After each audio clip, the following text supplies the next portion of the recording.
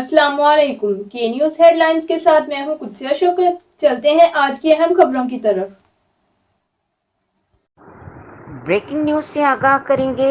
तहरीक इंसाफ की पार्लिमानी पार्टी के इजलास की अंदरूनी कहानी, बड़ा फैसला कर लिया गया। पाकिस्तान तहरीक इंसाफ पीटीआई ने इस्तीफों की तस्दीक के लिए स्पीकर कौमी असम्बली राजा परवेज अशरफ के सामने पेश न होने का फैसला किया है।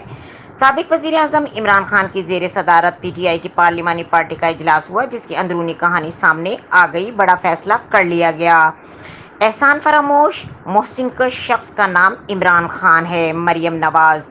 पार्लिमानी पार्टी इजलास ने फैसला हुआ कि हम कौमी असम्बली से इस्तीफा दे चुके हैं, इन्हें इसी तरीके से कबूल किया जाए। इजलास ने तय पाया कि पीटीआई का कोई एमएनए भी इस्तीफे की तस्दीक के लिए पेश नहीं होगा। पार्लिमानी पार्टी इजलास में खदशा सामने आया है कि पीटीआई के 2 दर्जन से ज़ायद अरकान इस्तीफों की तस्दीक से इनकार कर सकते हैं। दौरान इजलास इमरान खान को पार्टी रहनुमाओं ने खैबर पख्तूनख्वा से ताल्लुक़ रखने वाले ऐसे मुश्तबा अरकान की फहरिस्त दी। तहरीक इंसाफ की पार्लिमानी पार्टी के इजलास की अंदरूनी कहानी, बड़ा फैसला कर लिया गया। पार्लिमानी पार्टी इमरान खान ने मुमकिन गिरफ्तारी के बाद पेश नज़र भी हिकमत अमली तरतीब दे दी है। पीटीआई के चेयरमैन की गिरफ्तारी की सूरत में मुल्क भर को जाम करने का फैसला हुआ है। इजलास में अरकान ने सवाल किया कि लॉन्ग मार्च इस्लामाबाद पहुंचने के बाद का लाहेअमल क्या होगा।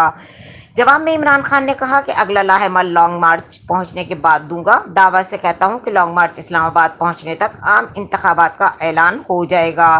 ज़राए के मुताबिक दौरान इजलास पीटीआई अरकान इमरान खान के मशवरा दिया कि वे जमशेद दस्ती को पार्टी में ना मज़ीद लें। खबरों और अपडेट्स के लिए हमारे साथ रहिएगा। तब तक के लिए अपना ख्याल रखिएगा। अल्लाह हाफिज।